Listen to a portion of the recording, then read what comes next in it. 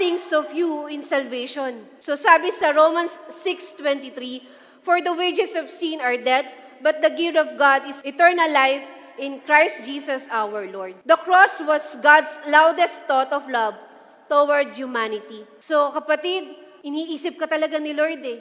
Kasi yung struggle mo, binayaran niya na yan sa krus. Maniwala ka man o hindi, binayaran niya lahat ng struggle mo sa cross.